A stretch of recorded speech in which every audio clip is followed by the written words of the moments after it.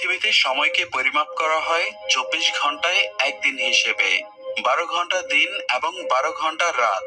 তবে আমাদের এই পৃথিবীতে 195টি এমন দেশ রয়েছে যেখানে রাত এবং দিন প্রকৃতির স্বাভাবিক নিয়মেই হয়ে থাকে।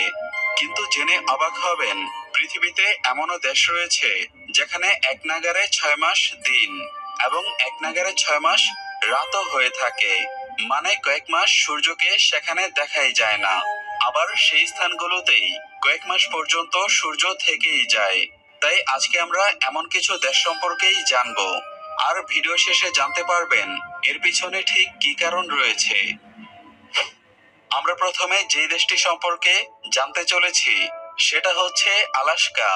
আলাস্কা হচ্ছে আমেরিকার সবথেকে বড় রাজ্যের মধ্যে একটি, কিন্তু আলাস্কার সর্বপ্রথম আমেরিকার ছিল না, এটি ছিল রাশিয়ারই একটি অংশ, যেটি রাশিয়া খুব কম মূল্যে আমেরিকার কাছে বিক্রি করে দিয়েছিল, সেটাও 1866 সালে। আলাস্কা আমাদের পৃথিবীর এমন একটি সুন্দর স্থান যেটা সবসময় বরফে ঢাকা থাকে, তাই এটাকে বরফের রাজ্য বলা হয়ে থাকে। এখানে মে মাস থেকে জুন মাস পর্যন্ত সূর্য সম্পূর্ণভাবে ডুবে না, অর্থাৎ অল্প কিছু সময়ের জন্য রাত হলেও সম্পূর্ণ অন্ধকার হয় না। পৃথিবীর এই অংশে রাত 12:30টার দিকে কিছুটা সময়ের জন্য সূর্য অস্ত যায় এবং এর ঠিক 50 মিনিট পরেই আবার সূর্য উদয় হয়। এরপর দ্বিতীয়ত আমরা জানব আইসল্যান্ড সম্পর্কে। আইসল্যান্ড ইউরোপের উত্তর প্রান্তে অবস্থিত একটি ছোট্ট দেশ। এটা ইউরোপের সবচেয়ে কম জনবসতিপূর্ণ দেশ। এখানে 15 মে থেকে জুলাইয়ের শেষ পর্যন্ত সূর্য একেবারেই ডুবে না।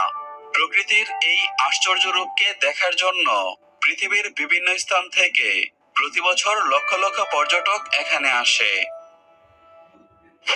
নাম্বার 3-তে রয়েছে ফিনল্যান্ড।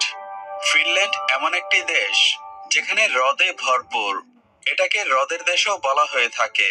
গরমের দিনে ঘোরার জন্য এই দেশটিকে সবচেয়ে আদর্শ দেশ মনে করা হয়, আর এই কারণেই প্রতি বছর গরমের দিনে এখানে প্রচুর পর্যটক আসে। গরমের সময় এই দেশটিতে টানা 73 দিন পর্যন্ত আকাশে সূর্য দেখা যায়। যে সময়টাতে রাত থাকার কথা সেই সময়টাতেও সূর্যের আলো ঝলমল করে।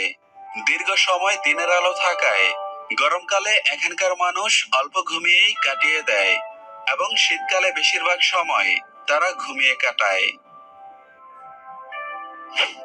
Number 4, Canada. কানাডা হচ্ছে পৃথিবীর সবথেকে বড় দেশগুলোর একটি।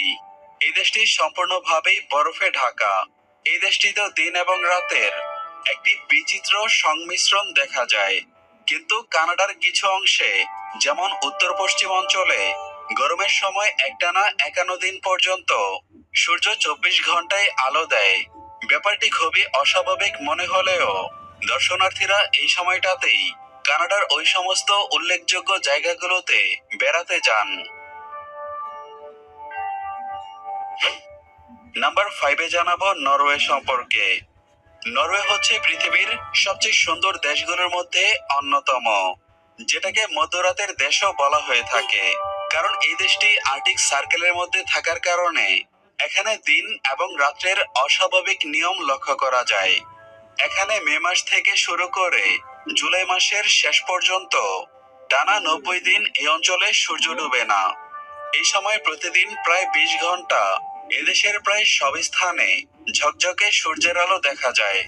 বাকি সময়টা আলোর তেজ কমে গেলেও আকাশে সূর্যকে ঠিকই দেখা যায়। এই একই ধরনের আবহাওয়া ক্রমাগত 90 দিন পর্যন্ত চলতে থাকে। Number 6, Sweden. এই দেশ অন্যান্য দেশের তুলনায় বেশ উষ্ণ। সুইডেনে একটানা 6 মাস পর্যন্ত সূর্যের আলো লক্ষ্য করা যায়। মাঝরাতে সূর্য নিচে নামলেও ভোর 4টা বাজতেই সূর্যের ঝলমলে আলো দেখা যায়, অর্থাৎ সেখানে একটানা 6 মাস দিন এবং 6 মাস রাত হিসেবে ধরা যায়। আপনারা হয়তো ভাবছেন এইসব দেশগুলোতে দিন বা রাত স্বাভাবিক নিয়মে হয় না কেন। এবার আমি আপনাদের এর পেছনে থাকা বিজ্ঞানসম্মত কারণগুলো জানাবো।